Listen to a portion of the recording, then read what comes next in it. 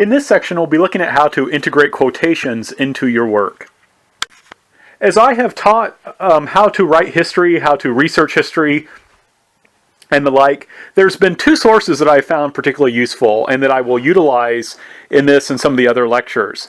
And so I think it would be good if I just mention them briefly, just both to give them credit and also in order to point you to sources that might be useful if you want to go more in depth. You know, if you find some things I'm saying in this lecture useful, I would encourage you to look at these books and you can get more out of it. One is called Writing History, A Guide for Students by William Kellner Story, and the other is A Student's Guide to History by Jules R. Benjamin. Both very, very useful books. Now, first of all, I want to explain how you don't always have to quote. There's only certain times that you quote, and other times you don't have to, but you should still cite, right? So there's times when you should quote and you would include a citation, you'd include a footnote. There's other times, though, that you would refer to a source without quoting, but you would still need to cite it. So, for example, and this is important, there's kind of two different things that we might do. One is called a summary, and I'm quoting here Benjamin's A Student's Guide to History. This is from page 71. Drawing upon ideas that spread across several pages and restating these ideas briefly in your own words. And so basically, you know, you might be writing a paper about the Salem witch trials, and there might be a section in Godbeer's book that we talked about earlier that talks about social causes of the Salem witch trials. And this may go on 3 or 4 pages, and you can, but for your purposes, you only need to include a bit of the information there. So you would summarize what Godbeer said in those pages, and then you would include a footnote that says this is where you got the information from. Paraphrasing is when you capture the meaning of just a few sentences from a source. So if you're only using one paragraph there, and it's only that key paragraph, then you would use that one. You would cite that, but you wouldn't need to quote, right? So, and basically the idea of doing this is that you still need to cite it because you're getting this information, and the thing is you're kind of accepting that information. But there's sometimes controversial arguments, so you might be accepting something that Godbeer is saying as correct. Someone might disagree with you, though, and they need to be able to know where to look to find the evidence, right? Because Godbeer goes into detail, proving his points, giving his references. So when you say these facts, that you're citing this information from Godbeer, it's important that you give the citation so people can check to make sure that they actually agree with his arguments. Now, what's key then also is, though, you can't in your paper include all of Godbeer's arguments, right? You have to kind of accept him as an authority for this information you're using, and then you go on to make your own argument. The problem is if you were to include all of Godbeer's arguments, your paper would be very, very long, and too long, and also it might get sidetracked, right? Your major point might not be about social causes of the Salem witch trials, but you may need to include a little bit there about that subject in your background, just so people understand the historical context. So if you wrote a paper on the Judge Samuel Sewall, looking at his writings about the Salem witch trials, he was one of the judges during the trials, you might need to talk about those social causes, but you don't want to spend the whole paper doing that because your paper is not about the social causes, it's about Sewall. So in those cases, rather than having long quotes from Godbeer, you would just summarize or paraphrase it, and then you would give the citation. You wouldn't need to quote, right? So this allows you to give the reader important information while using your space efficiently, right? Because you don't want to include just huge long quotes from Godbeer. But also, the problem too is if you include these long quotes on a minor issue, you're just distracting from your major issue, right? Your major point is not social causes. Your major point is Sewall, this Puritan judge. So there's times that you need to refer to information and cite information without quoting it.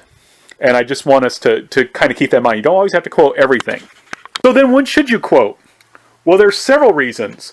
One is when an authoritative source says something very important, something that's central to your argument, and that just needs to be there because it's really, really important for your argument. So, for example, if Godbeer's book makes a statement about Sewall that's very important because you want to agree or challenge what Godbeer is saying, you would include a complete quote, right? You would actually quote Godbeer in full. Another case is when an author uses striking language that might be lost in a paraphrase. So, for example, if you are quoting Sewall or some other Puritan who's describing what they are experiencing, what they're seeing in the Salem witch trials, it's very important a lot of times to include the actual language, because it's going to really catch the reader's attention and show the depth and feeling of what's kind of going on here. And so, for example, this is kind of my argument about the Salem witch trials. The Salem witch trials, people kind of look back at and say, you know, these people were crazy. What were they doing, thinking they were witches? But if you actually read the primary sources of what people are describing, there were some really weird behavior. There was some very strange behavior. People did odd things. And it's more understandable why they thought that they were witches when you actually look at what those primary sources say. So this is very important. That's where you'd maybe include that primary source, because it's very striking and it makes good evidence for trying to explain, if we want to understand why they were willing to think that they were witches. Another case is when an author makes a controversial claim. So, for example, again, if someone says something that is not typical in history, that's challenging a traditional understanding of history, it's very important that you quote it, because so that you can either support that argument or challenge it. Another instance is when you're going to analyze a quote in detail. And this is something I think is very, very important. This is especially true for primary sources. Is that if you're going to be analyzing it and describing it and explaining it, it's a lot of times it's good to give the full quote, even if it's a little bit long. So that way you can analyze and explain what's going on here. And this, I think, is especially important when you want to capture the atmosphere or context of a quote. Sometimes you need to use their exact words to show kind of the feeling of it. I want to give you now some examples of the use of quotations that I think kind of illustrate these general principles. I'm the sort of person that I need examples to kind of understand things. So, you remember I've been talking about this article I wrote called All Man, All Priest. And key to my argument of this article was that in the 1950s, there was a crisis of masculinity that led Americans to want to try and find strong men, strong male role models that would help them kind of inspire them to defeat the communists. During the Cold War, there was this fear that American men were becoming weak. And I argue that this leads to a kind of transformation of how Father Capon is remembered, right? This influences how this guy is remembered. So this is where having a quote is helpful. So here's a quote from a soldier. And this says, this quote is, "This is how I remember the finest man I ever knew, the most outstanding priest I've ever seen, the hero of heroes, and to put it simply, the most unforgettable character I've ever met, that diamond in the rough that we all would be proud to call Dad, the man we respect and admire and cherish in our hearts, our beloved Father Capon." And I included that quote because it supports, first of all, my contention that people remembered him in ways that emphasize his masculinity. And you can see this, and I thought this quote did this well. So, for example, it says he's the finest man. It didn't say he's the finest person. Right? It said the finest man. He want to emphasize that. And it's also interesting that he said we were proud to call Dad. Catholics do not call Catholic priests Dad. They call them Father. This man, I don't believe, was a Catholic, and so he felt free to call Father Capon Dad. And it's very important because that's a very, of course, masculine way to talk about a man, is to emphasize his kind of fatherhood. But here, it's not emphasizing his fatherhood. This is where individual words are important as a priest, which he does by calling him father. Here, it's emphasizing him as like a biological father by calling him Dad. Right? He's fulfilling this kind of male authority figure.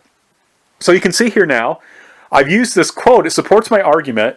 Now, I could theoretically have just said, people remembered Father Capon in this way, and then just given a citation. But by giving the quote, I've given you evidence. Right? This is the thing. In history, we don't tell people stuff so much as we show it to them. right? Including this quote provides evidence of part of my argument, that Father Capon is remembered in this way as a manly man, right? That there's this kind of emphasis of his masculinity. And that's key to my argument, is including this quote. And I think, now you're seeing, it's not just me saying this is how it is, you're seeing my evidence. And by including the quotation of Dad and so forth, that evidence helps prove my point, and then my analysis makes it even stronger. And again, this is another example of how quotations can be important, and how it's key because it captures the atmosphere and the feeling and striking language. So again, here's a letter from this is an actual letter written by Father Capon. And this letter, he's writing to his bishop. Father Capon writes, 3 times I escaped with my life, and that was all. I went through machine gun fire, bullets whistling all around. An 80mm tank shell missed my head about 4 feet. It blew off my steel helmet. The prayers of loved ones helped me escape. I have seen soldiers with both legs blown off. One had the top of his head completely blown off. He did not know what hit him. This fighting is nerve-wracking. Many of my soldiers crack up. They go insane and scream like madmen. It seems like a dream. I don't know if I will live through the day or night. We are close to heaven, but really we are more like in hell. Now, I was very careful when I transcribed this quote, because you'll notice there's grammar mistakes all over the place. This is not good writing. And that's key. I wanted to preserve that, because this shows how shaken Father Capon was, that he was immensely disturbed by these sights he saw. And he's not presenting himself as a brave, manly man in any way. He emphasizes that the fighting is nerve-wracking, and you can see by his style of writing, the grammatical issues. I mean, he jumps all over the place. There's a kind of stream of consciousness effect here. You get really the atmosphere. This guy was scared. And so again, this is where you use quotes to back up your evidence, right? You integrate this, you use this as your argument, and this is key to making a good historical argument, right? I mean, it's kind of boring and not particularly striking or convincing if I just tell you, yeah, there was this crisis of masculinity and that led to people emphasizing Father Capon as a manly man, but in fact, he himself was nervous, and this was left out of the story. Okay, that may be true. It's kind of interesting, but I think it's a lot more powerful when I've got the quotes there. So that's why it's a key that we integrate quotes well, and that we utilize them in our research. And that's why I was emphasizing earlier, you need to take notes that include very close readings and copies of your primary source documents. Now, that being said, I need to talk about some of the mechanics of using quotations. So for your basic quotation, I have an example here. So you'll see it says, for instance, and this is on the first line, in a speech given at the opening of the Severance Memorial Hospital, which was funded by an American Christian and managed by the Presbyterian Board of Missions, Underwood stated that those blessed with, quotation mark, the advantages of civilization, close quotation mark, had a duty to share its fruit, modern medicine, with the Koreans who, in quotation marks, rely on poor quackery. So there you can see I've used some excerpts from a historical document, and this is from a different article, not the one about Father Capon, talking about how American missionaries understood the importance of Western civilization in Korea, and how they saw themselves as not just spreading Christianity, but spreading Western-style civilization. So I've included the quotes here because it helps to prove my point about how Underwood understood the United States as having advanced civilization. And I used his words to emphasize that. So, for example, he says the advantages of civilization, so our civilization brings good things. And I love this phrase, rely on poor quackery, right? Quackery means bad medicine. And it was just, his wording was very evocative. It helps prove my point. So I included it. So this is just another example of the kind of quotes we use. We use these striking quotes. But also please note the punctuation. If we look upon that sentence, rely upon poor quackery, notice I use the quotation marks at the beginning. Notice it's double quotation marks. And then I say rely on poor quackery, period, quotation mark, footnote. That is the correct order. Now that seems really weird because you might have a sentence that doesn't have a period or a comma, but you still put that in the quotation marks. It's really confusing because, so even, let's say that you quote something and it doesn't have a period, but you need to put a period there to end the sentence, or you need to put a comma, you don't put the comma or period outside the quotation marks. You put it inside the quotation marks like I've done here. And then the footnote goes at the end. The only exception is if you have to add a colon or a semicolon. If it's a period or a comma, it goes in the quotation marks. That's really weird. It's really counterintuitive. Logically, they should go outside the quotation marks because you are adding them, right? You're adding a comma or a period. And it doesn't matter. They go inside the quotation marks, and what follows at the end is the footnote. So please keep that in mind as you write. One important issue we need to talk about is what you do when you have like a really long quotation that's important and needs to be included. What do you do with it? So in those cases, we use what's called a block quote. And if you look at the right side of this slide, you can see an example of a block quote. That's a very long quotation that I needed to use. I wanted to include the whole quotation because I thought it really made the argument well, and I thought it got the reader the historical context, and I thought it was significantly striking the language used in it that I should use it this way. But it's 4 lines or longer, so I need to do something with it to make it to help the reader kind of see that it's where the quote, make it easier for the reader to see where it begins and ends. So the way you do this is, there's several ways. One is that you should indent both sides of the quote by 1/2 inch. So the left side should be indented 1/2 inch, the right side should be indented 1/2 inch.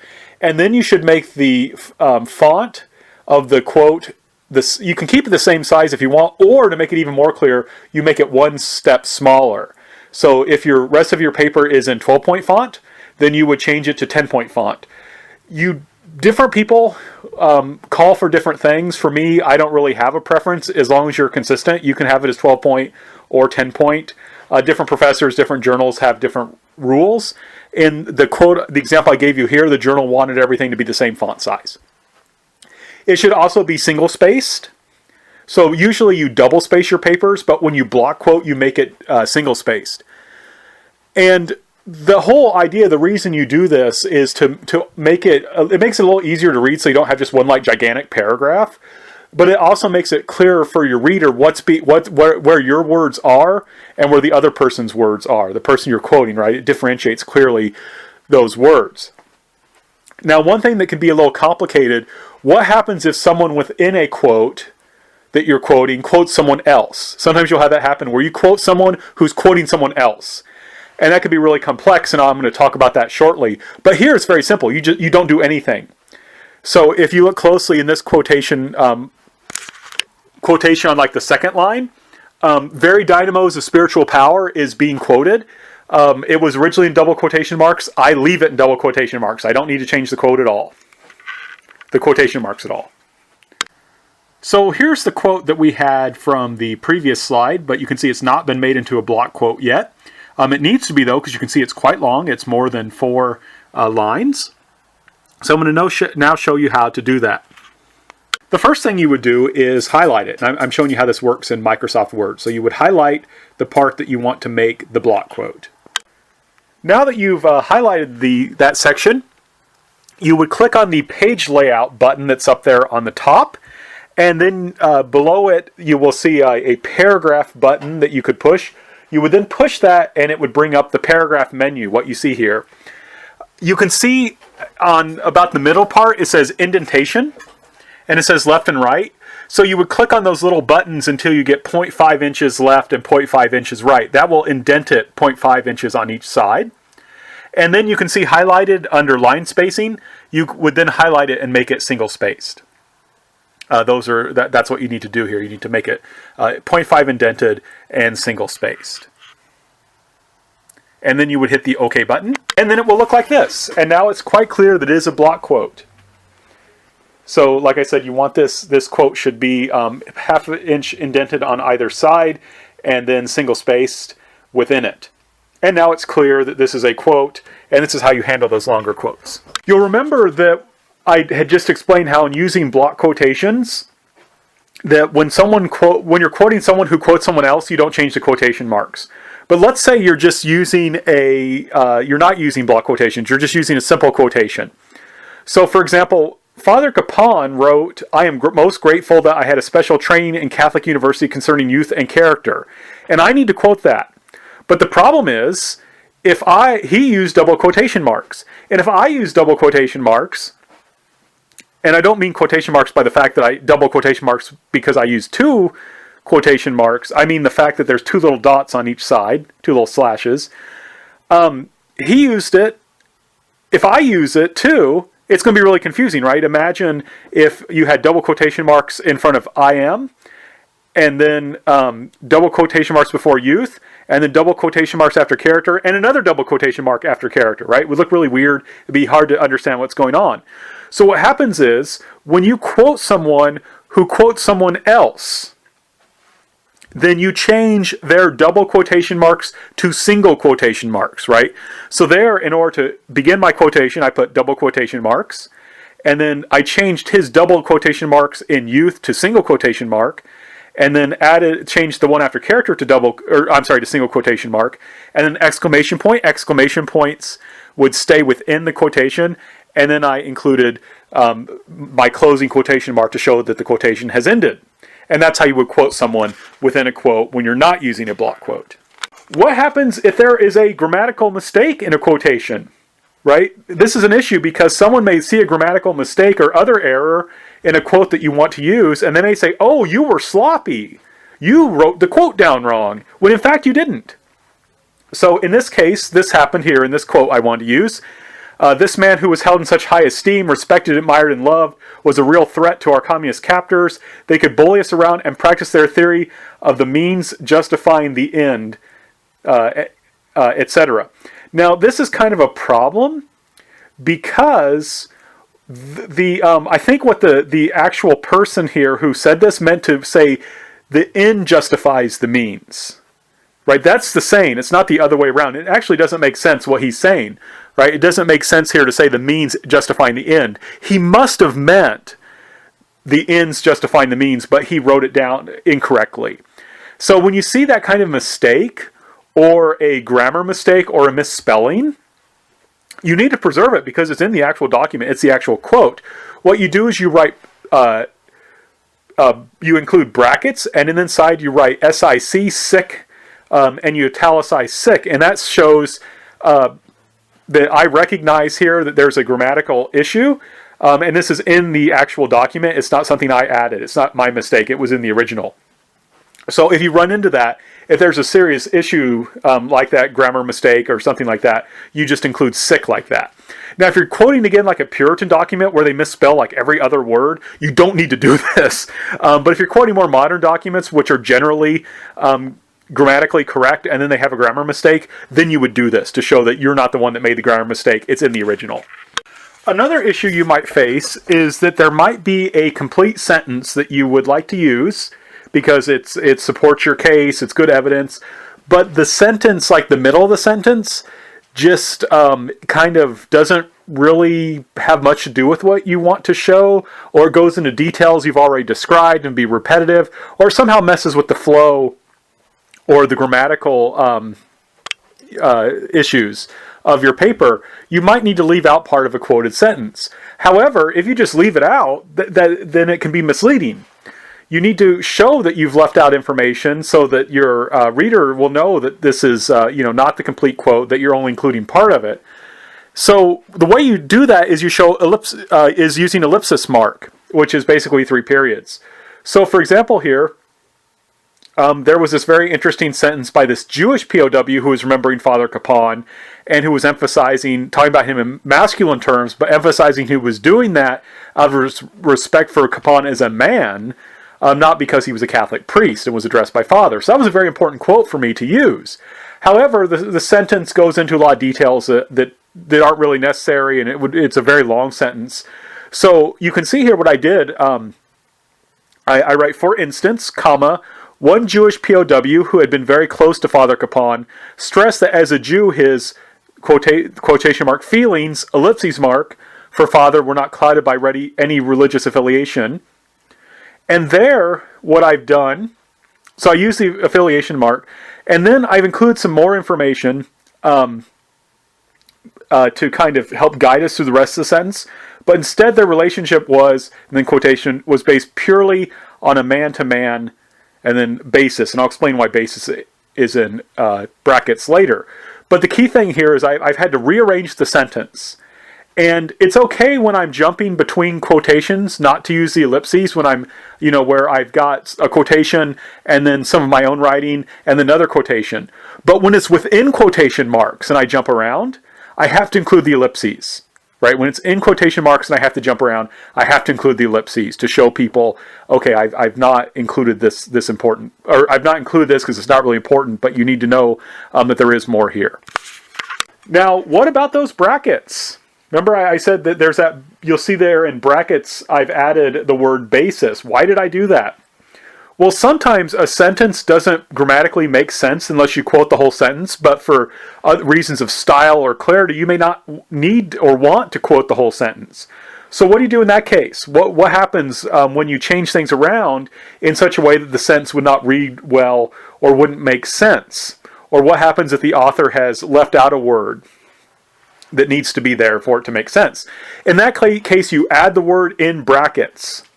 That tells your readers that you have added a word, it's not in the original quote, so that it makes sense. But you are not trying to mislead them. You're being clear, hey, I added this word. And that's how you can kind of deal with that. So this is not this is in some ways, using quotes can be kind of difficult, it can be kind of tricky, but in order to do it well and to make it clear, who is saying what, there's certain rules you need to follow, and I hope this lecture has made those rules clear.